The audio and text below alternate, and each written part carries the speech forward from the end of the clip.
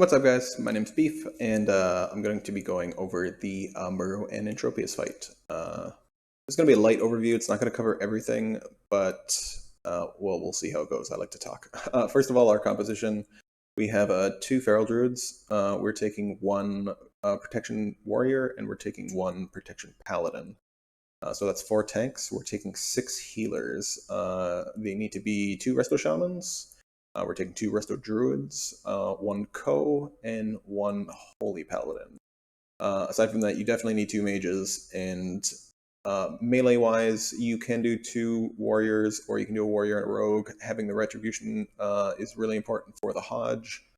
But let's start it up and I'll talk as we go. So on the pull, we're all on the side of the room, and what's going to happen is it's a big DPS boost off as soon as we start, before any of the mobs start spawning. So as soon as we pull, we're going to time our pull perfectly to everyone start DPSing. Melee's going to all run to the boss, and everyone else is going to go to our stack position. So let's see what happens.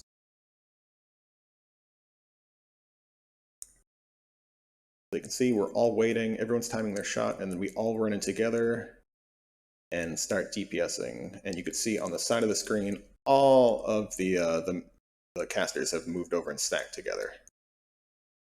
And we're just going pew-pew.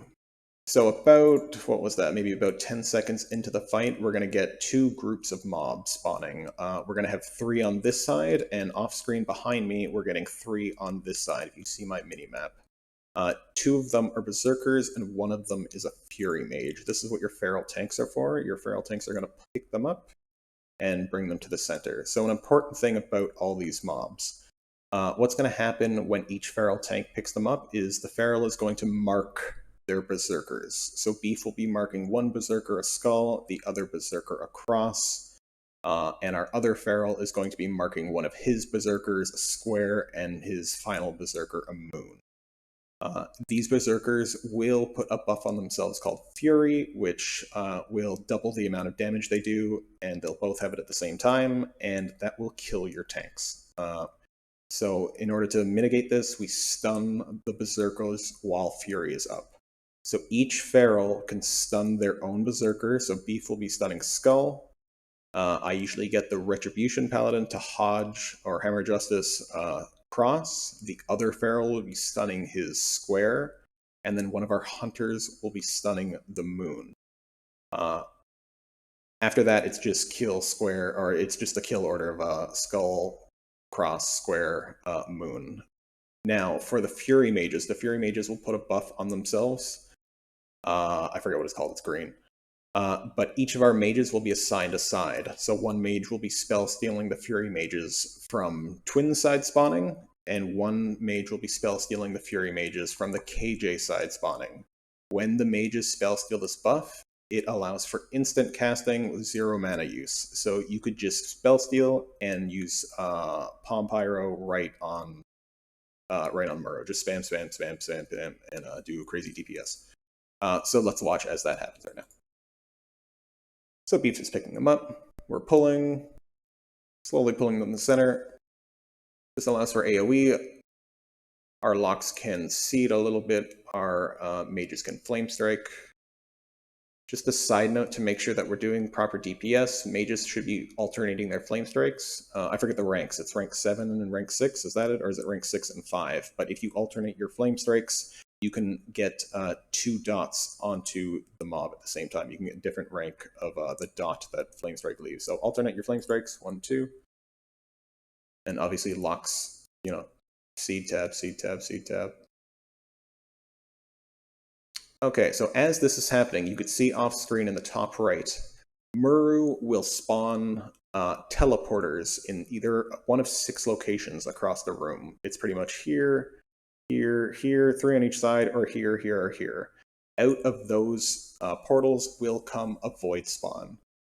It's a big boss mob that needs to be tanked by our Protection Warrior. You want a Prot Warrior doing it because the Prot Warrior can spell reflect the ability that the Void Spawn uses. So the Prot Warrior is going to pick up the Void Spawn. No one's going to attack it yet. He's going to wait until the spell reflect comes up. Once he spell reflects, he's going to call DPS go, or he's going to call switch, and our locks and our mages are going to switch from attacking Muru to attacking the Void Spawn. If we need more DPS, we can get our Boomkin and our Ellies to switch. That will depend on how much DPS we have.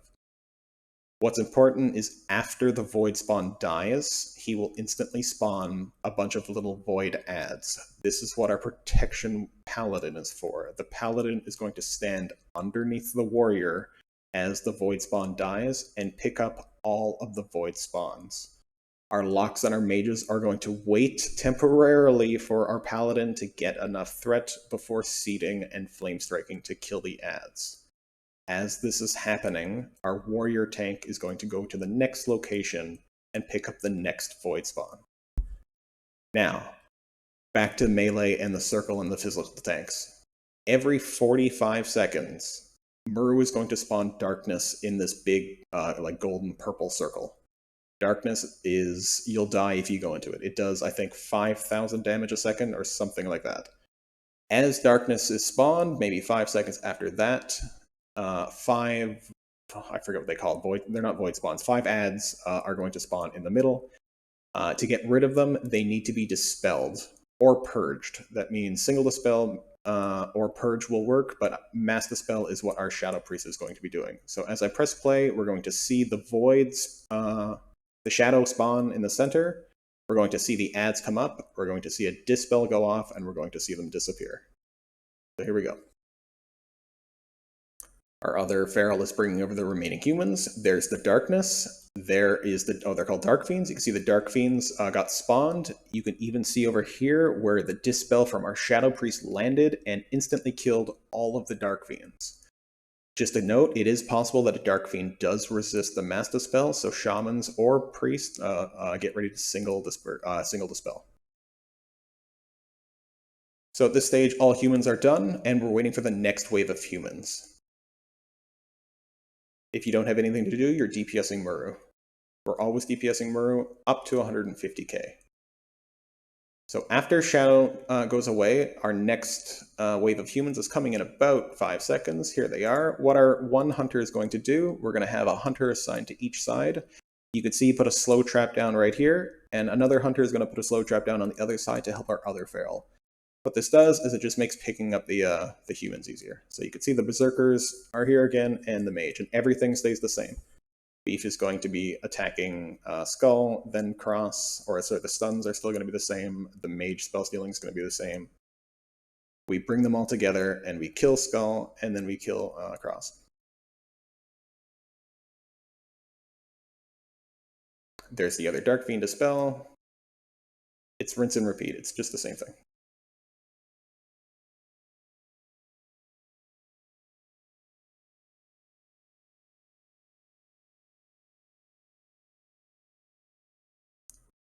So once this darkness disappears, what's important for the timing is as soon as the darkness disappears, we want our hunter that is assigned putting the slow trap on the other side to go run and put his trap. He needs to put his trap at a specific position, which I'll show you in just a second. But you could see the hunter right now is going to start putting his trap down. Beef will be following soon. We're getting the humans down because the next wave of humans are spawning in about 10 seconds. So once they're down, Beef is going across right now. And you can see this time the hunter put his trap outside of darkness. So you can see the trap is right here. Darkness will spawn in this circle, and the trap is right here. For the healer, the resto shaman, and the druids that are assigned to healing Beef, be careful. This is the farthest, or any feral that's on the far side, this is the farthest point in time that he'll get from you. So there is a chance that you might have to scoot forward, like 5, 10 yards, I don't know what units of distance, whatever it is. Just make sure to stay in his range. So as you can see, you're going to go over there. It's going to pop the trap. He's going to pick everything up. And he's going to slowly walk back the semicircle. You can see I still have the hots on me, and the shaman has managed to keep me in range. No problem. Here's my side mage, making sure that he gets the spell steal. And then we're pulling back. So as this is happening, you can see Muru's down to 60k. We push Muru until 150, and until that, after 150, only the Shadow Priest is staying on Muru. Everyone else stops Muru. The Shadow Priest can push Muru down to 40, 50, 60k. So after that, we want to keep Muru in a position where we can transition, because as soon as you kill Muru, the phases will transition and we'll start phase 2. However, we need to make sure we start phase 2 in a good spot in time. We need to make sure humans are down. We need to make sure Void Sentinels are down. We can't have ads up. So that's what we're doing right now. So DPS is stopped on Muru. Our warrior tanks, our warrior tank, sorry, is tanking a Void Sentinel, and our ferals are tanking the humans. And you can see there's flame strikes down. This means that the mages have stopped, attacking Muru. They're flame striking now humans. They're just helping out everywhere else. So that's what's happening right now. Our warrior is going to call switch, which means he's done his spell reflect, and our ranged DPS can attack the void spawn. So that's what's going to happen now. You could see he's going to yell switch, and we'll probably see some shadow bolts or something go off. Oh, did we? Let's see. I'm not sure. Oh, there they are. You could see all the shots are going off. We're killing the Void Sentinel. The Void Sentinel is probably dead. We're finishing off humans, and we're pushing Muru. So now that the Sentinel's dead, the humans are dead, and we're going to push Muru. Yes, we push Muru as humans are dead. We're going to quickly AoE these ads, because we have about maybe 8 seconds until Entropius spawns. Now, Entropius is phase 2.